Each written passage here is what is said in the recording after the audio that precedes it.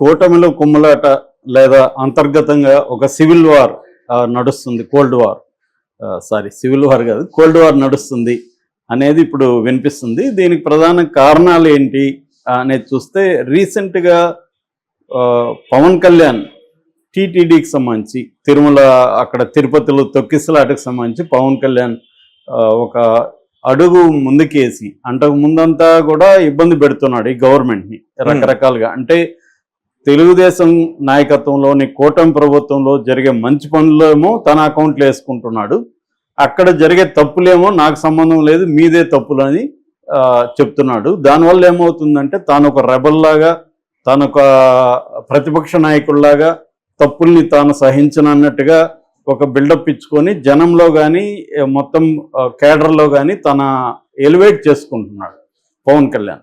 అది క్లియర్ కనబడుతుంది డే 1 నుంచి కూడా. అంటే ఫస్ట్ పోలీసులు తన మాట వినట్లేదు, వైసీపీ వాళ్ళని అరెస్టులు చేయట్లేదు, నేను హోంశాఖ తీసుకుంటే ఎలా ఉంటుంది పరిస్థితి అని డైరెక్ట్గానే అనితకు వార్నింగ్ ఇచ్చాడు. దాంతో అనిత వెళ్ళి కలిసి ఆయనకి సారీ చెప్పి ఆయన ఇగోని సాటిస్ఫై చేశారు. దాని తర్వాత లడ్డు విషయంలో కూడా చంద్రబాబుకి వస్తున్న మైలేజ్ని తాను ఓవర్టేక్ చేసి తను ప్రాయశ్చిత్త జీవిత అనౌన్స్ చేసి 11 రోజులు తన అకౌంట్లోకి దాన్ని తీసుకోగలిగాడు. దాని తర్వాత ప్రతి విషయాన్ని అక్కడెక్కడో కడప జిల్లాలో వైసీపీ వాళ్ళు ఒక అధికారిని కొడితే అక్కడికి వెళ్ళిపోయి అనౌన్స్ చేశాడు. తర్వాత జనవరి నుంచి తాను పల్లె నిద్ర చేస్తానని కూడా అనౌన్స్ చేస్తున్నాడు. సో రీసెంట్గా తిరుపతి వెళ్ళి చంద్రబాబు యాక్చువల్గా అక్కడికి వెళ్లాల్సింది ఎవరు? చంద్రబాబు. దాని మీద నివేదిక తెప్పించుకోవడం అవన్నీ, ఎందుకంటే చంద్రబాబు 14 ఏళ్ళు సీఎంగా ఉన్న అనుభవం ఉంది, రాజకీయాల్లో 45 ఏళ్ళ అనుభవం ఉంది ఆయనకి. అందువల్ల క్రైసిస్ మేనేజ్మెంట్ ఎలా చేయాలని చంద్రబాబుకు తెలుసు. ఇలాంటి వందలాది క్రైసిస్లు ఆయన చూశాడు.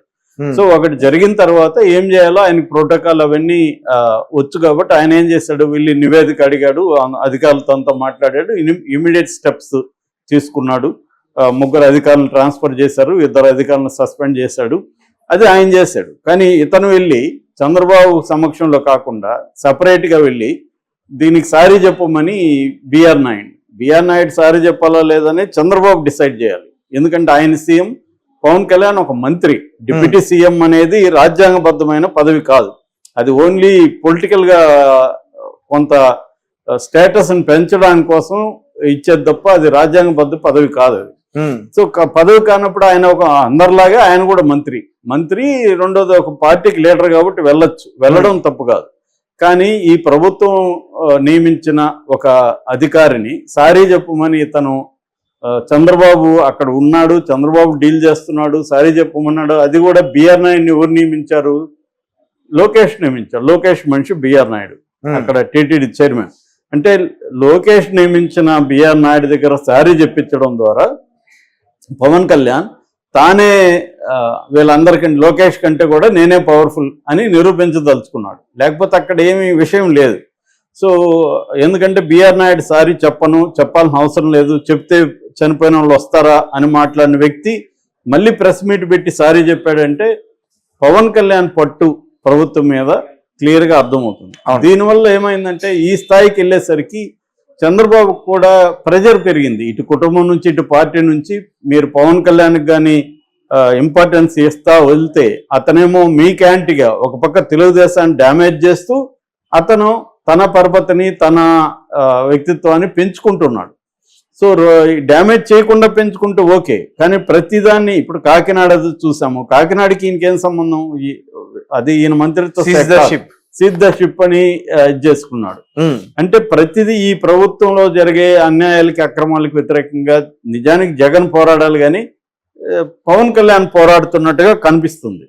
నిజానికి ఆయన చంద్రబాబు పర్సనల్గా చెప్పొచ్చు, ఆ శాఖతో వాళ్ళతో మాట్లాడచ్చు, కేబినెట్ మీటింగ్లో మాట్లాడచ్చు, కానీ కావాలనే క్రైసిస్ జరిగినప్పుడు జనం లేకొచ్చి పబ్లిక్గా ఇలాంటి స్టేట్మెంట్లు ఇవ్వడం ద్వారా ఆయా మంత్రిత్వ శాఖలకి ఈయన చొరబడినట్టే కదా. అవును, నిజానికి అది ముఖ్యమంత్రి చేయొచ్చు కానీ ఉప ముఖ్యమంత్రికి ఆ ఛాన్స్ లేదు, చేయకూడదు. వేరే మంత్రుల శాఖల్లోకి తలదూర్చి బహిరంగంగా మాట్లాడడం కరెక్ట్ కాదు. విత్ ఇన్ ద క్యాబినెట్ లో మాట్లాడొచ్చు, లేదా ఆ మంత్రిత్వ శాఖకి తీసుకెళ్లొచ్చు, ఆ మంత్రితో మాట్లాడొచ్చు. ఇలాగ దీనికి సంబంధించి నాకు కొన్ని విషయాలు తెలుస్తున్నాయి, మీరు పరిష్కరించుకో, ఇవేవి చేయట్లేదు. దాంతో తెలుగుదేశంలోనే కోపాలు పెరిగిపోతున్నాయి గత కొంతకాలం నుంచి. అది ఇప్పుడు బహిరంగమైంది. బహిరంగమై వాళ్ళు ఏం చేస్తున్నారంటే, ఫస్ట్ స్టెప్ ఈయనకి చెక్ పెట్టాలంటే ఇంకొక ఉప ముఖ్యమంత్రి ఉండాలి. ఇప్పుడు మనకి జగన్ పీరియడ్లో 5 మంది ఉన్నారు ఉప ముఖ్యమంత్రులు, అవన్నీ కూడా అలంకరణకి తప్ప ఎవరికేమీ రోల్ లేదు. కానీ ఇక్కడ పవన్ కళ్యాణ్ వేరే పార్టీ నాయకుడు కావడం, నేషనల్ లెవెల్లో బీజేపీలో అతనికి మంచి పరపతి ఉండడం, రెండోది ఈ అధికారాన్ని ఉపయోగించుకుని 5 ఏళ్లలో తాను నెక్స్ట్ లెవెల్కి వెళ్ళాలి. నెక్స్ట్ లెవెల్ ఏంటి? ముఖ్యమంత్రి. పవన్ కళ్యాణ్ కున్న గోల్ ఏంటి? ముఖ్యమంత్రి అవ్వడం. సో ఆ గోల్ వైపు వెళ్ళాలంటే నేను ఫోకస్ చేసుకోవాలి ఇక్కడ అనేది ఒక స్ట్రాటజీతో పవన్ కళ్యాణ్ వెళ్తున్నాడు. దీన్ని ఎలా ఎదుర్కోవాలి? తెలుగుదేశానికి ఇప్పుడు కష్టకాలం వచ్చింది ఈ విషయంలో. అందుకని చంద్రబాబు ఎప్పుడైనా చంద్రబాబు వ్యూహాలు ఎలా ఉంటాయంటే ఇండైరెక్ట్గా నరుకొస్తాడు, డైరెక్ట్ కాకుండా. అందుకని సడన్ గా తెలుగుదేశం నాయకులు డిప్యూటీ సీఎంగా లొకేషన్ పెట్టండి అనే డిమాండ్ పెరిగింది. మొన్న మైదుకూరులో రెడ్డప్ప గారి శ్రీనివాసరెడ్డి, ఆయన పాలిట్ బ్యూరో మెంబరు, ఆయన చంద్రబాబు ఎదురుగానే లొకేషన్ డిప్యూటీ సీఎం చేయండి సార్ అని కోరిక వెళ్ళబుచ్చాడు. దాంతో ఇమ్మీడియట్ గా సోమిరెడ్డి చంద్రశేఖర్ రెడ్డి ఆయన కూడా పాలిట్ బ్యూరో మెంబరు, ఎక్స్ మినిస్టర్, ఆయన ట్వీట్ చేశాడు. దాని తర్వాత అంతకుముందే మహాసేన్ రాజేష్తో ఇది మొదలైంది. యాక్చువల్గా మహాసేన్ రాజేష్ ఓపెన్ గా చెప్పడంతో ఈ ట్రెండ్ మొదలైంది. దాని తర్వాత త్రిపులార్ రఘురామకృష్ణరాజు డిప్యూటీ స్పీకర్, ఆయన సీఎం డిప్యూటీ సీఎం కూడా లొకేషన్ ఉండాలన్నాడు. రీసెంట్ గా పిఠాపురం వర్మ. సో ఇలాగా అంతకుముందు సోషల్ మీడియాలో మాత్రమే ఇది ఉన్నది. ఇప్పుడు పాలిట్ బ్యూరో మెంబర్లు, డిప్యూటీ స్పీకరు, ఎక్స్ మినిస్టర్ ఈ స్థాయికి వెళ్ళిపోయింది. సో దీంతో జనసేన వాళ్ళు కౌంటర్ చేయడం మొదలు పెట్టారు. మంచిదే, లోకేష్కి ఇవ్వండి డిప్యూటీ సీఎం, మేము వద్దని లేదు. మా పవన్ కళ్యాణ్కి సీఎంగా ఇవ్వండి. 2.5 years పవన్ కళ్యాణ్ సీఎంగా ఉంటాడు, 2.5 years చంద్రబాబు ఉంటాడు. అప్పుడు మీరు డిప్యూటీ సీఎం పెట్టుకోండి. ఇప్పటివరకు డిప్యూటీ సీఎం అనేవాడు ఎవడికి తెలిసేది కాదు. పవన్ కళ్యాణ్ ఆ పోస్టుని ఎలివేట్ చేయగలిగాడు.